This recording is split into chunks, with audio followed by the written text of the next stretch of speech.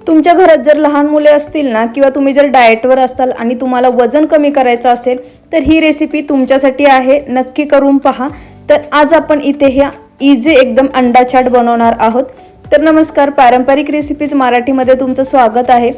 आज आपण एकदम हेल्दी अशी रेसिपी बनवणार आहोत, अगदी 2 मिनिटात बनणारी। तर ती आहे अंडा चाट रेसिपी। तुमच्या घरामध्ये जर कुणाला उकडलेली अंडी जर खाऊशी वाटत नसतील ना किंवा आवडत नसतील तर ही रेसिपी त्यांच्यासाठी आहे, एकदा नक्की करून खाऊ घाला त्यांना खूप आवडेल।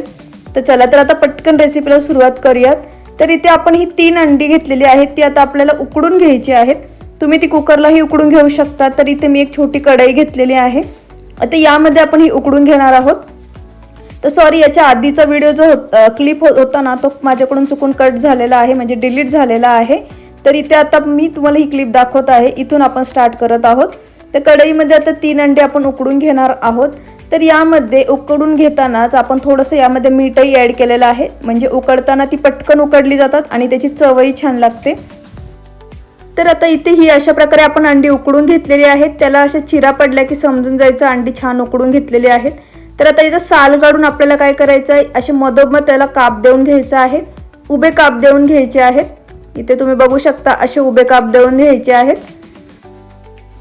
तर आपण जी 3 अंडी उकडून घेतलेली आहेत त्याचे अशा प्रकारे उभे काप देऊन 6 भाग करून घ्यायचे आहेत, ठीक आहे।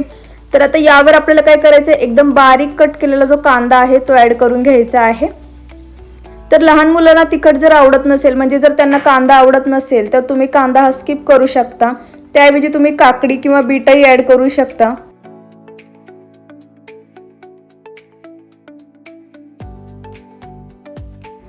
कांदा ॲड करून झाल्यानंतर आता यामध्ये आपण बारीक कट केलेला टोमॅटो ॲड करूयात। तर टोमॅटो कट करताना याच्या ज्या बिया असतात त्या काढून घ्यायच्या आहेत, कारण बियांमध्ये खूप आंबटपणा असतो, त्यामुळे त्या काढून घ्यायच्या आहेत। आणि असा हा आता आपण टोमॅटो ॲड करून घेऊयात। टोमॅटो ॲड करून झाल्यानंतर आता यामध्ये आपण काही स्पायसेस ॲड करणार आहोत, म्हणजे काही सुके मसाले। तर इथे आपण लाल तिखट घेतलेला आहे, चाट मसाला घेतलेला आहे, काळं मीठ आणि ब्लॅक पेपरही घेतलेला आहे। तर हे सर्व तुम्ही तुमच्या आवडीनुसार ॲड करू शकता। तर सर्वात आधी आपण यावर ब्लॅक पेपर ॲड करूयात, एकदम पिंचमध्ये घ्यायचं आहे, एकदम थोडं थोडं ॲड करायचं आहे, कारण इथे आपण हा चाट बनवत आहोत। तर आता यावर आपण चाट मसाला ॲड करूयात। चाट मसाला हा तुम्ही तुमच्या आवडीनुसार कमी जास्त करू शकता। तर तुम्ही जर डाएटवर असाल किंवा जिम करत असाल किंवा तुम्हाला जर सकाळी ऑफिसला जायचं असेल तर तुम्ही हा अशा प्रकारे चाट बनवून टिफिनलाही घेऊन जाऊ शकता। एकदम इझी रेसिपी आहे, अगदी पटकन बनतो हा चाट। तर आता हे जे स्पायसेस आहेत, सुके मसाले ॲड करून झाल्यानंतर आता यावर आपण थोडी थोडी बारीक कट केलेली कोथिंबीर ॲड करूयात। तुम्हाला नसेल ॲड करायची तर नाही केली तरी चालेल, स्किप करा। पण आता कसं आहे ना, हा व्हिडिओ आम्हाला यूट्यूबवर अपलोड करायचा आहे, मग त्याच्यामुळे थोडीशी सजावट केली तर आणखीन छान दिसेल, म्हणून म्हटलं थोडीशी बारीक कट केलेली कोथिंबीर ॲड करूयात।